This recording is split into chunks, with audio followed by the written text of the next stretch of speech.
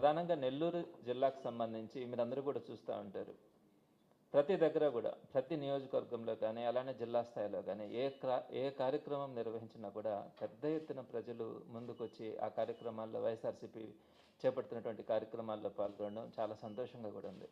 మీరు ఒక్కసారి చూడండి, 2019-24 మధ్య తెలుగుదేశం ప్రతిపక్షంలో ఉన్నప్పుడు ఎక్కడ కూడా వాళ్ళు కనీసం పట్టుమని 400 మందితో కూడా ఎక్కడ కార్యక్రమాలు చేసినటువంటి పరిస్థితి ఏ రోజు కూడా కనిపించలా.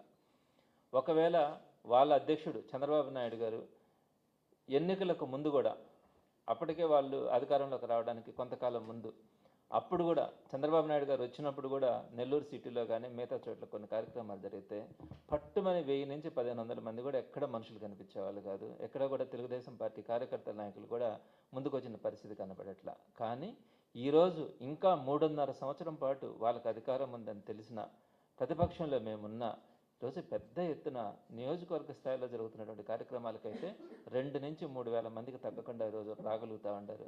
జిల్లా స్థాయిలో కన్నా జరిగే ప్రోగ్రాంలకు కనుకైతే 5 నుంచి 10,000 మంది ఒక్క నెల్లూరు జిల్లాలో మనం అందరం కూడా అన్ని నియోజకవర్గాల్లో కూడా చూస్తున్నాం. ఇదే విధంగా రాష్ట్ర స్థాయిలో కూడా ప్రతి దగ్గర కూడా ఇదే పరిస్థితి ఉంది.